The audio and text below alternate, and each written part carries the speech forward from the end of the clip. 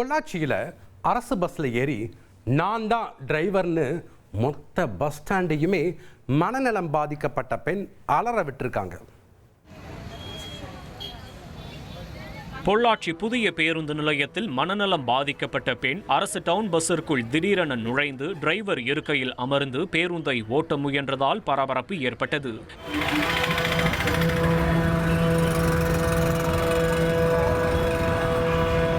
இதை கண்ட பொதுமக்கள் அவரை கீழே இறங்க சொல்லிய போதும் அவர் தகாத வார்த்தைகளில் பேசிக்கொண்டு ரகளையில் ஈடுபட்டார்.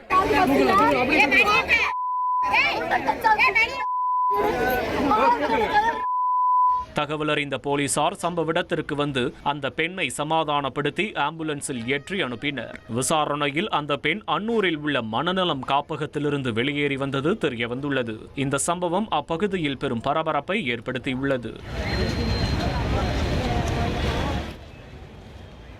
நேபாள தலைநகர் காத்மாண்டுவில் தரையிறங்கும் போது விபத்திற்குள்ளான தனியார் ஹெலிகாப்டர். விமானத்தில் பயணித்த 6 பயணிகளில் ஒருவர் படுகாயம்.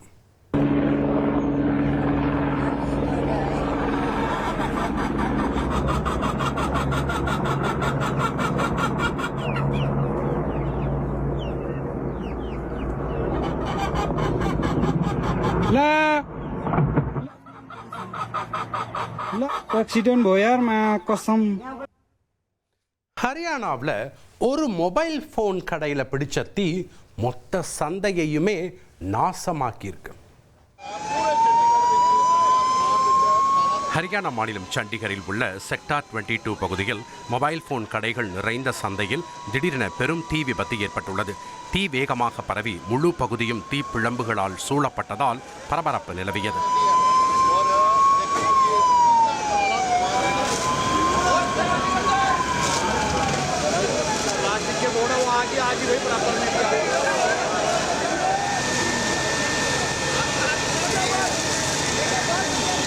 தகவல் கிடைத்தவுடன் 3 தீயணைப்பு வாகனங்களில் சம்பவ இடத்துக்கு விரைந்த வீரர்கள் தண்ணீர் பீச்சி அடித்து தீயை கட்டுப்படுத்தும் பணியில் தீவிரமாக ஈடுபட்டனர். கோவையில் பிரேக் பிடிக்காத பஸ் ஒன்று எலக்ட்ரிக்கல் பொருள் விற்கிற கடைக்குள்ள புகுந்திருக்கு. கோவை உப்பிலிப்பாளையம் மேம்பாலம் கீழே சென்று கொண்டிருந்த தனியார் பேருந்து திடீரென பிரேக் பிடிக்காமல் கட்டுப்பாட்டை இழந்து அருகிலிருந்த எலக்ட்ரிக்கல் கடைக்குள் புகுந்ததால் பரபரப்பு ஏற்பட்டது. இதில் கடையின் முன்பகுதி சேதமடைந்தது. ஆனால் அதிர்ஷ்டவசமாக யாருக்கும் காயம் ஏற்படாமல் உயிர் தப்பினர். இடம் குறுகியதாகவும் அதிகமாக இருசக்கர வாகனங்கள் நிறுத்தப்படுவதும் விபத்துக்கு காரணம் என போலீசார் தெரிவித்துள்ளனர். இந்த சம்பவத்தின் வீடியோ தற்போது சமூக வலைதளங்களில் வைரலாக பரவி வருகிறது.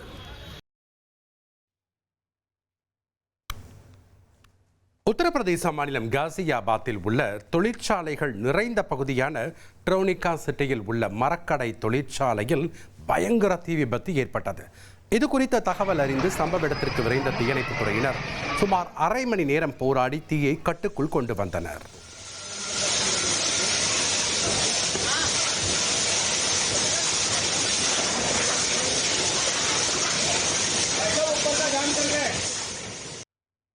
பெங்களூர்ல முதியவரை மூட்டை கட்டி கூரியர்ல அனுப்பி மொத்த கவனத்தையும் ஈர்த்திருக்கு ஒரு குடும்பம்.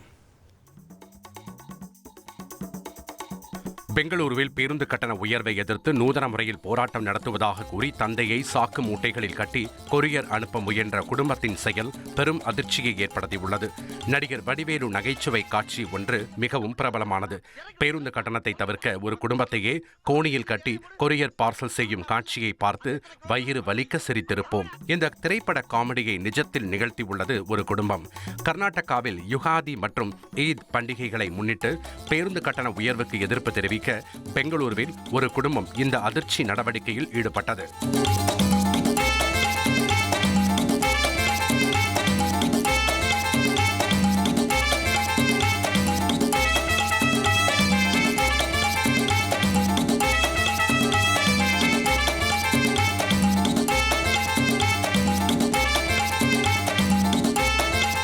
வயாலிக்காவல் பகுதியில் உள்ள கொரியர் மையத்திற்கு கொண்டுவரப்பட்ட பெரிய மூட்டையில் ஒரு முதியவர் இருந்தது கண்டுபிடிக்கப்பட்டது. நீண்ட நேரம் மூட்டைக்குள் இருந்ததால் அவர் மூச்சு திணறி உயிருக்கு போராடிய நிலையில் மீட்கப்பட்டார். போலீசாரிடம் குடும்பத்தினர் பேருந்து கட்டணம் அதிகம் என்பதால் மனிதர்களையும் கொரியர் மூலம் அனுப்பும் நிலை உருவாகிவிட்டது என்பதை காட்டவே இப்படி செய்தோம் என்று விளக்கமளித்தனர். உயிருக்கு ஆபத்தான இந்த செயலில் ஈடுபட்ட குடும்பத்தினர் போலீசார் எச்சரித்து விடுவித்தனர். விளம்பரத்திற்காக மனித உயிருடன் விளையாட வேண்டாம் என போலீசார் கடும் எச்சரிக்கை விடுத்துள்ளனர். தரமான சிமெண்ட் சாலை மேல் தரமற்ற தார் சாலை அமைக்கப்பட்ட சம்பவம் முகம் சுளிக்க வைத்துள்ளது. திருவள்ளூர்ல நல்ல சிமெண்ட் ரோடு மேல தார் ரோடு போட்டு அதிகாரிகள் சம்பவம் பண்ணியிருக்காங்க. நகரில் உள்ள அங்காள பரமேஸ்வரி கோவில் தெருவில் சாலை பணிகள் சர்ச்சையை ஏற்படுத்தியுள்ளது. சுமார் 200 மீட்டர் நீளமுள்ள இந்த சிமெண்ட் சாலை 5 ஆண்டுகளாக நல்ல நிலையிலேயே இருந்ததாக பகுதி மக்கள் தெரிவிக்கின்றனர். சமீபத்தில் பாதாள சாக்கடை பணிகளுக்காக சாலையில் சில இடங்களில் தோண்டப்பட்டாலும் சாலை பயன்படுத்த தகுந்த நிலையில் இருந்ததாக கூறப்படுகிறது. இந்நிலையில் கடந்த 15ஆம் தேதி அதிகாலை எந்த முன்னறிவிப்பும் இல்லாமல் ஏற்கனவே நன்றாக இருந்த சாலையின் மீது சுமார் 150 மீட்டர் தூரத்திற்கு தரமற்ற முறையில் தார் சாலை போடப்பட்டதாக மக்கள் குற்றம் சாட்டுகின்றனர். இதற்கு காரணமான ஒப்பந்ததாரர் மற்றும் மாநகராட்சி அதிகாரிகள் மீது நடவடிக்கை எடுத்து சாலையை தரமான முறையில் மீண்டும் அமைக்க வேண்டும் என்று பொதுமக்கள் கோரிக்கை விடுத்துள்ளனர். மருத்துவரோட அலட்சியத்தால ஒரு உசுறு போயிடுச்சுன்னு எழுந்துள்ள புகாரால் அதிர்ச்சி. மயிலாடுதுறையில் உள்ள அரசு பெரியார் மருத்துவமனையில் சிகிச்சை பெற்ற நபர் மருத்துவர்களின் அலட்சியத்தால் உயிரிழந்ததாக குற்றம் சாட்டப்பட்டுள்ள சம்பவம் அதிர்ச்சியை ஏற்படுத்தியுள்ளது. கோபிநாத் என்ற 41 வயது ஓட்டுநர் சளி பிரச்சனை காரணமாக கடந்த 16ஆம் தேதி மருத்துவமனையில் அனுமதிக்கப்பட்டார். நேற்று திடீரென சுவாச கோளாறால் பாதிக்கப்பட்டு உயிரிழந்ததாக கூறப்படுகிறது. செயற்கை சுவாசம் சரியாக வழங்கப்படாததே உயிரிழப்புக்கு காரணம் என உறவினர்கள் குற்றம் சாட்டுகின்றனர். காணொலி ஆதாரங்களையும் காட்டி மருத்துவர்களும் செவிலியர்களும் அலட்சியம் காட்டியதாக அவர்கள் குற்றம் சாட்டியுள்ளனர். இழுச்சாவே இருக்கா? ஒரு உயிர் போனா எப்படி இருக்கும் உங்களுக்கு? இந்த பாருங்க, இந்த கதறாங்க இவங்களோட அவங்களோட வழி எப்படி இருக்கும் உங்களுக்கு? பதில் கொடுங்க. இல்லை மேடம், அங்கே எங்கே கொண்டு வந்தீங்க? இந்த ஆக்சிஜன் சிலிண்டர் கொண்டு வந்தீங்களா? இது ஆக்சிஜன் சிலிண்டர் தானே? இது எப்படி ஆக்சிஜன் எப்படி இல்லாமல் வந்துச்சு? இந்த ஒர்க்கு ஓப்பன் பண்ணுறாங்க, அப்படியே ஜீரோவிலே இருக்கு.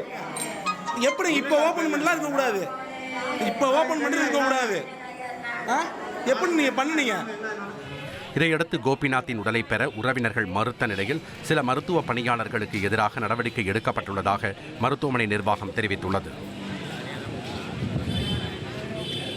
வேடச்சந்தூரில் குழாய் உடைந்து தண்ணீர் நீரூற்று போல் பொங்கி வீணாக சாலையில் ஓடிய சம்பவம் நிகழ்ந்திருக்கு.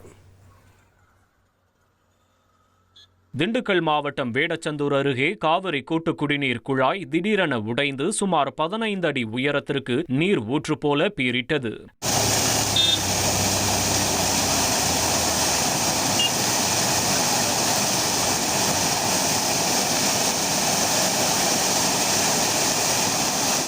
திண்டுக்கல் கரூர் மாநில நெடுஞ்சாலையில் குடிநீர் பெருக்கெடுத்து ஓடியதால் பரபரப்பு ஏற்பட்டது. கோடை தொடங்கியுள்ளதால் ஏற்கனவே தண்ணீர் தட்டுப்பாடு நிலவும் நிலையில் ஆயிரக்கணக்கான லிட்டர் குடிநீர் வீணானதால் மக்கள் அதிருப்தி தெரிவித்தனர்.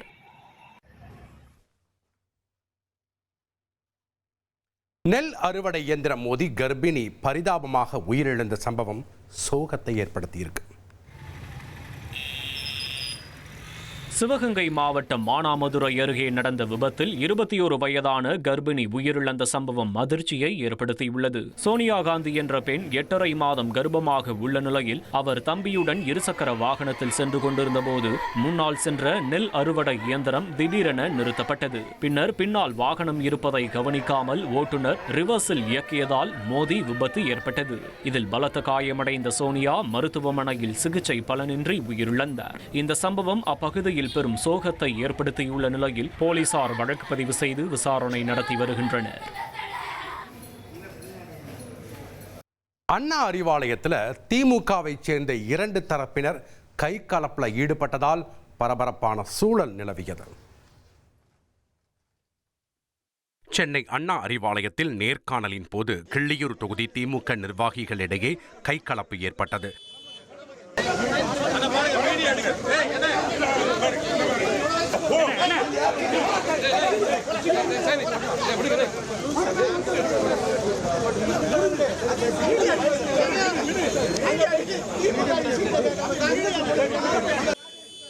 கிள்ளியூர் தொகுதியின் தற்போதைய சட்டமன்ற உறுப்பினராக காங்கிரசின் ராஜேஷ்குமார் உள்ளார். வரவிருக்கும் தேர்தலில் இத்தொகுதியை மீண்டும் காங்கிரசுக்கே ஒதுக்க வேண்டும் என திமுகவில் ஒரு தரப்பினரும், அவ்வாறு ஒதுக்கக்கூடாது என மற்றொரு தரப்பினரும் முதலமைச்சரிடம் தங்களது கருத்தை தெரிவித்துள்ளனர். நேர்காணல் முடிந்து வெளியே வந்த இந்த இரு தரப்பினருக்கும் இடையே ஏற்பட்ட தொடர் வாக்குவாதம் பின்னர் கைகலப்பாக மாறியதால் அறிவாலய வளாகத்தில் சிறிது நேரம் பரபரப்பு நிலவியது.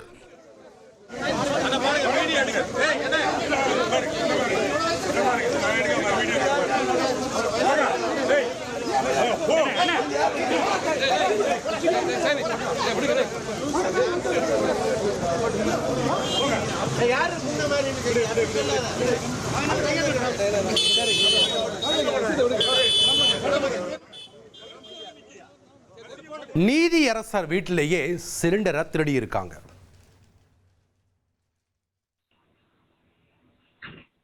மத்திய பிரதேசம் போபாலில் ஓய்வு பெற்ற மாவட்ட நீதிபதி விமல் ஜெயின் என்பவரது வீட்டில் புகுந்த மர்ம நபர்கள் அங்கிருந்த 4 எரிவாயு சிலிண்டர்களை திருடி சென்ற சம்பவம் அதிர்ச்சியை ஏற்படுத்தியுள்ளது. ஈரான் போர் சூழலால் எரிவாயு சிலிண்டர்களுக்கு தட்டுப்பாடு நிலவி வரும் நிலையில் நள்ளிரவில் இருசக்கர வாகனத்தில் வந்த திருடர்கள் இந்த துணிகர திருட்டில் ஈடுபட்டுள்ளனர். நீதிபதி வீட்டின் காம்பவுண்டிற்குள் புகுந்து சிலிண்டர்களை தூக்கி செல்லும் காட்சிகள் அங்கிருந்த சிசிடிவி கேமராவில் பதிவாகியுள்ளது.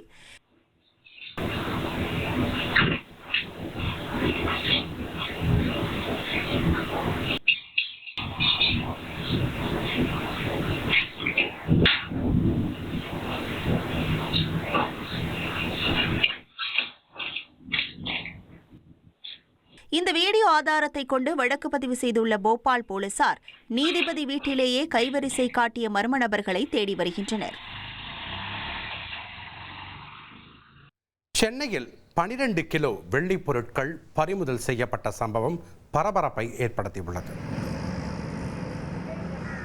சென்னை சேப்பாக்கம் திருவல்லிக்கேணி தொகுதிக்குட்பட்ட சுவாமி சிவானந்தா சாலையில் தேர்தல் பறக்கும் படையினர் தீவிர வாகன தணிக்கையில் ஈடுபட்டனர். அப்போது ஆந்திர மாநில பதிவு எண் கொண்ட கார் ஒன்றை மறித்து சோதனையிட்டதில் உரிய ஆவணங்களின்றி கொண்டுவரப்பட்ட 12.58 கிலோ வெள்ளி பொருட்கள் இருப்பது கண்டுபிடிக்கப்பட்டது. விசாரணையில் ஆந்திராவை சேர்ந்த சதீஷ் என்பவர் தனது உறவினரின் வளைகாப்பு நிகழ்ச்சிக்காக இந்த பொருட்களை கொண்டு வந்தது தெரியவந்தது. இருப்பினும் முறையான ஆவணங்கள் இல்லாததால் வெள்ளி பொருட்களை அதிகாரிகள் பறிமுதல் செய்தனர். ஒற்றை யானையால் ரயில்வே ஊழியர்கள் பீதியடைந்தனர்.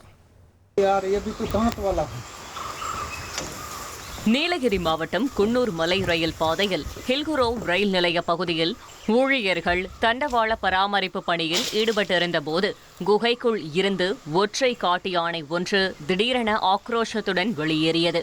யானை தங்களை நோக்கி வருவதைக் கண்டு அதிர்ச்சியடைந்த ஊழியர்கள் அலறியடித்தபடி ஓடி உயிர் தப்பினர்.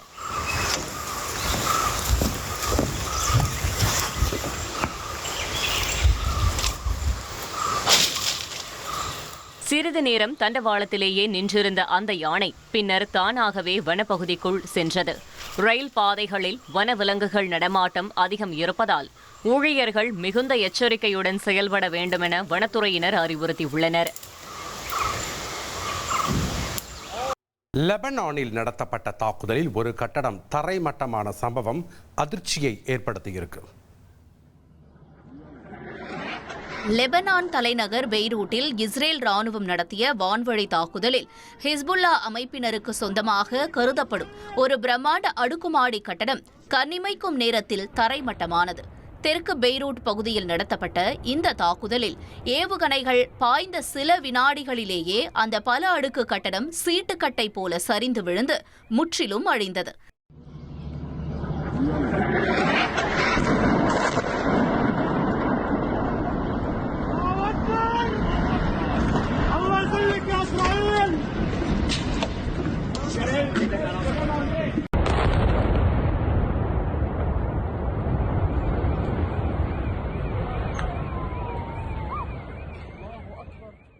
ஹிஸ்புல்லா அமைப்பினரின் நிலைகளை குறிவைத்து இஸ்ரேல் தொடர்ந்து வரும் தாக்குதலால் அப்பகுதியில் பெரும் பதற்றம் நிலவி வருகிறது. ஈரான் மீது இஸ்ரேல் தொடர் தாக்குதல் நடத்துவதால் சர்வதேச அளவில் சர்ச்சையை ஏற்படுத்தியுள்ளது. ஈரான் தலைநகர் டெஹ்ரானில் ஒருவரை குறிவைத்து நடத்தப்பட்ட வான்வழி தாக்குதல் குறித்த வீடியோவை இஸ்ரேல் ராணுவம் வெளியிட்டுள்ளது. தாக்குதல் நடத்தப்பட்டதைத் தொடர்ந்து அப்பகுதியில் தீப்பற்றி கரும்புகை சூழ்ந்தது.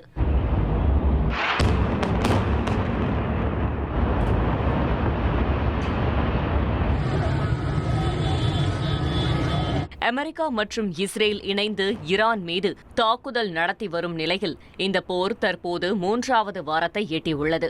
மேலும் இந்த போரில் இதுவரை 2000த்திற்கும் மேற்பட்டோர் உயிரிழந்துள்ளதாக தகவல் வெளியாகியுள்ளது. சிவகங்கை மாவட்டம் மானாமதுரை ரயில்வே கூட்ஸ் யார்ட் அருகே காட்டுத்தீ போன்று கருவேல மரங்கள் பற்றி எரிந்ததால் பரபரப்பான சூழல் நிலவியது.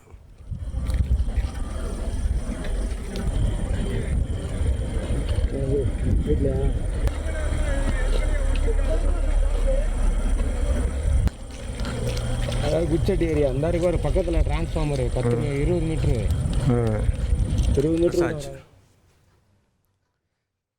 சென்னையில் பூட்டின வீட்டில் அழுகுன நிலையில் ஆண் சடலத்தை மீட்டிருக்காங்க. சென்னையில் எம்ஜிஆர் நகர் பகுதியில் பூட்டியிருந்த வீட்டிலிருந்து துர்நாற்றம் வீசியதைத் தொடர்ந்து சோதனை செய்த போலீசார் அங்கு ஒரு அழுகிய ஆண் சடலத்தை மீட்டனர். 34 வயதான அப்துல் காதர் கடந்த 2 நாட்களாக வீட்டை விட்டு வெளியே வராத நிலையில் வீட்டிலிருந்து துர்நாற்றம் வீசியதால் அக்கம்பக்கத்தினர் போலீசாருக்கு தகவல் தெரிவித்தனர். உடனடியாக சம்பவ இடத்திற்கு வந்த போலீசார் கதவை உடைத்து உள்ளே சென்று பார்த்தபோது அப்துல் காதர் அழுகிய நிலையில் இறந்து கிடந்தது தெரியவந்தது. உடல் மருத்துவமனைக்கு பிரேத பரிசோதனைக்காக அனுப்பப்பட்டுள்ளது. இதுகுறித்து போலீசார் விசாரணை நடத்தி வருகின்றனர். நிலத்தகராறில் தொழிலதிபரை கொல்ல முயன்ற சம்பவம் பரபரப்பை ஏற்படுத்தியிருக்கு.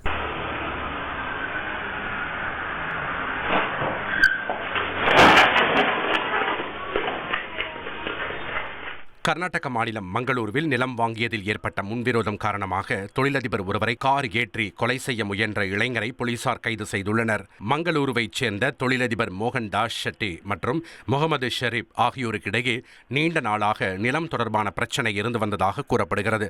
சம்பவத்தன்று இருசக்கர வாகனத்தில் சென்று கொண்டிருந்த மோகன்தாஸை பின்தொடர்ந்து வந்த ஷெரீப் திடீரென தனது காரால் மோதி தூக்கி வீசியுள்ளார். இதில் மோகன்தாஸ் படுகாயமடைந்தார்.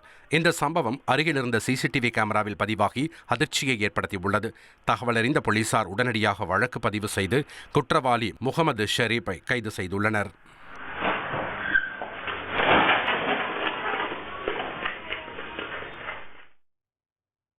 அண்ணாமலை பல்கலைக்கழகத்தில் உணவுகளில் புழு பூச்சிகள் இருப்பதாக எழுந்த புகார் அதிர்ச்சியை ஏற்படுத்தியிருக்கு.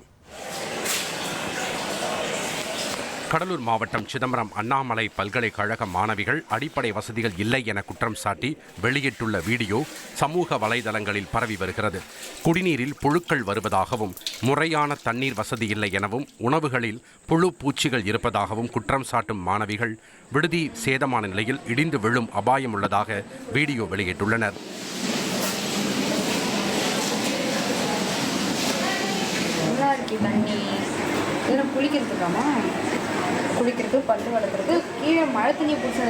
உடனடியாக விடுதிகளை ஆய்வு செய்து அடிப்படை வசதிகளை செய்து தர வேண்டும் என மாணவிகள் கோரிக்கை விடுத்துள்ளனர்.